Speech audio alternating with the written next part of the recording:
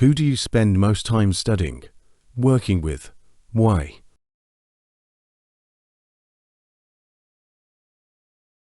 I usually spend most of my study time with my close friend, Lynn. She's not only extremely focused and disciplined, but also very supportive, which creates a really productive and encouraging atmosphere when we study together. We often set shared goals, quiz each other, and discuss difficult topics, which helps deepen our understanding. I think the reason I choose to study with her is because we complement each other's strengths while I'm better at analyzing texts. She's great with memorization, so we balance things out well.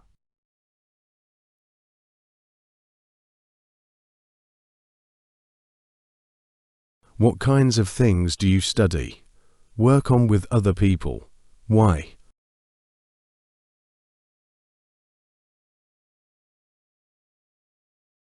When I study with others, we usually focus on subjects that require discussion or problem solving, like English speaking practice, group presentations, or science projects. These are areas where exchanging ideas can really enhance understanding and creativity. For example, in English, practicing conversations with a partner helps improve fluency and confidence much more effectively than studying alone. Also, group projects often involve brainstorming and collaboration, which are essential skills not just in school, but in real-life workplaces too.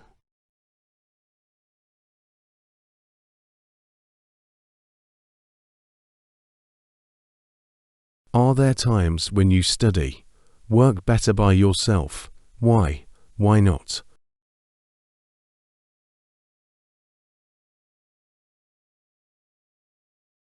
Yes, definitely. I find that I study much better on my own when I need to concentrate deeply, especially for tasks like memorizing vocabulary or reviewing grammar rules. In those cases, having peace and quiet helps me stay focused without any distractions. Also, when I'm working alone, I can go at my own pace and use study methods that suit me best, like making mind maps or using flashcards.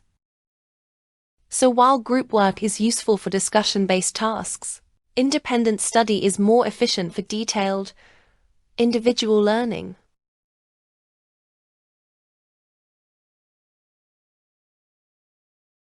Is it important to like the people you study, work with?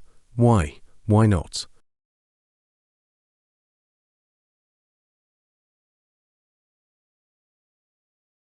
Yes, I believe it's quite important to like the people you study or work with. When you get along well with your teammates or study partners, communication becomes smoother and collaboration feels more natural. It also creates a more positive and less stressful environment, which can really boost motivation and productivity. Of course, you don't have to be best friends, but having mutual respect and a good attitude makes a big difference in how effectively you can work together.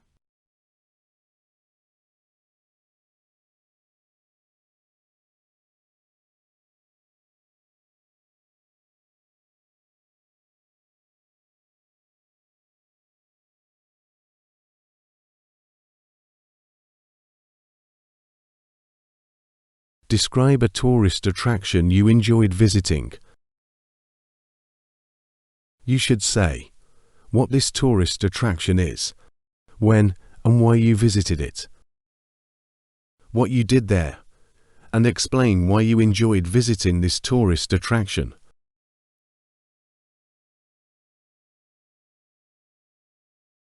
One of the most memorable tourist attractions I've visited is the ancient town of Hai An in central Vietnam. I went there with my family during a summer vacation about 2 years ago. We chose Hai An because we had heard so much about its unique blend of history, culture, and architecture, and we weren't disappointed. During our trip, we explored the old streets lined with yellow-painted houses and traditional lanterns. We visited ancient temples, walked across the famous Japanese-covered bridge, and tried some delicious local dishes like cow liu and white rose dumplings. At night, the whole town lit up with colorful lanterns, creating a magical atmosphere that felt like something out of a fairy tale. What I enjoyed most was the peaceful, slow-paced vibe of the town. Unlike big cities, Hai An was quiet and charming, perfect for relaxing and learning about Vietnamese heritage. The local people were also incredibly friendly, which made the experience even more enjoyable. I would love to go back someday.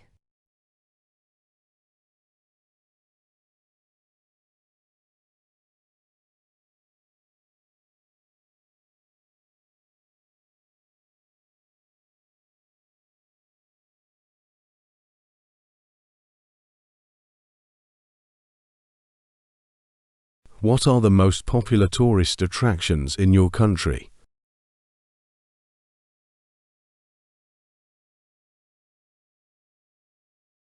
Vietnam has a wide range of tourist attractions, but some of the most popular ones include Halong Bay, an ancient town, and the city of Calet.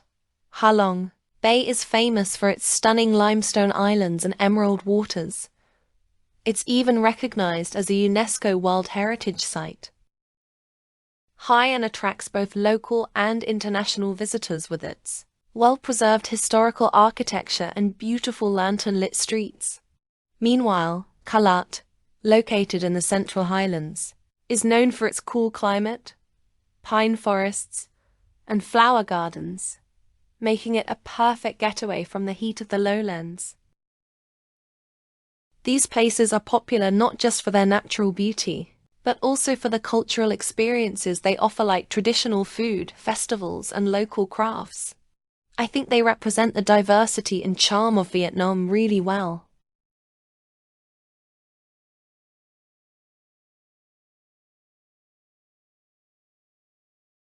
How do the types of tourist attractions that younger people like to visit compare with those that older people like to visit?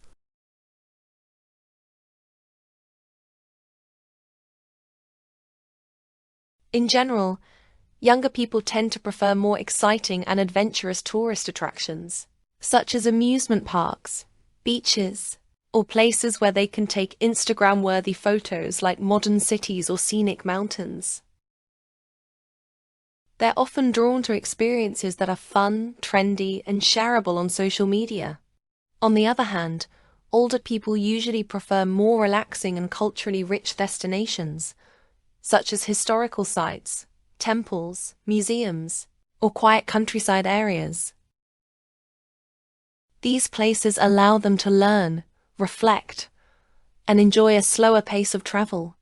Of course, there are exceptions, but age often influences what people look for in a travel experience.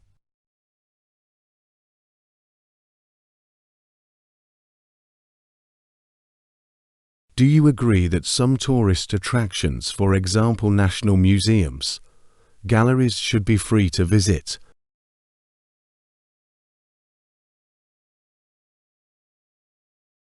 Yes, I completely agree that certain tourist attractions like national museums and galleries should be free to visit. These places play an important role in preserving a country's culture, history, and identity, so making them accessible to everyone regardless of income helps promote education and cultural appreciation. Free entry can also encourage more students and young people to visit, which might inspire future interest in art, history, or science. Of course, maintaining such places requires funding, but I believe governments should prioritize this, as the long-term benefits to society are well worth the investment.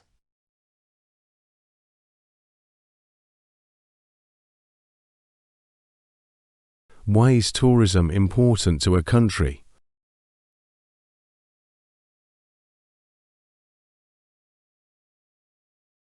Tourism is important to a country for several reasons. First and foremost, it significantly boosts the economy by creating jobs and generating income for local businesses such as hotels, restaurants, and travel services. It also encourages investment in infrastructure like roads, airports, and public transportation, which benefits both tourists and local residents. On a cultural level, tourism promotes cultural exchange and helps preserve traditional crafts, festivals, and historical sites, as these become valuable attractions. Overall, it contributes not only to economic growth, but also to cultural pride and global understanding.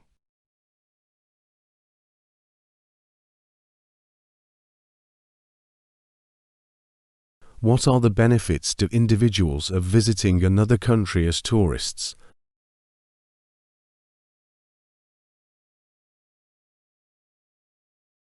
Visiting another country as a tourist offers numerous benefits.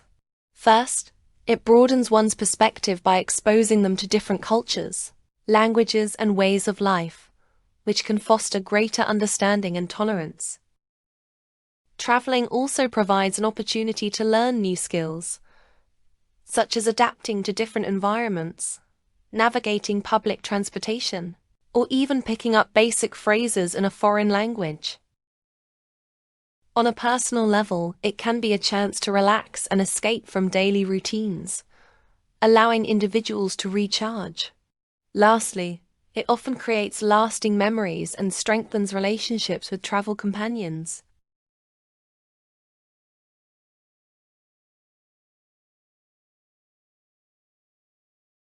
How necessary is it for tourists to learn the language of the country they're visiting?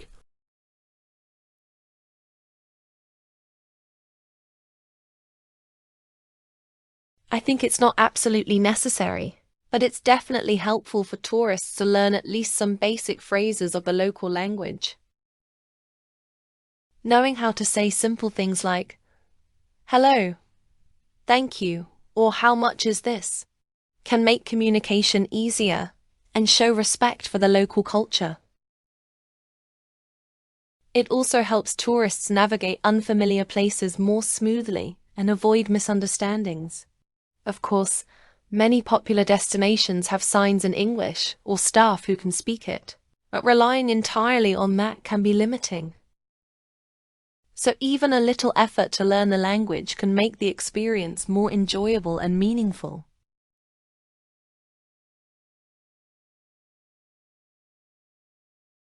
Wonderful. Thank you for joining us in today's interview.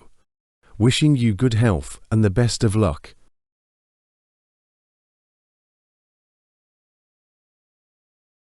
Thank you very much, sir.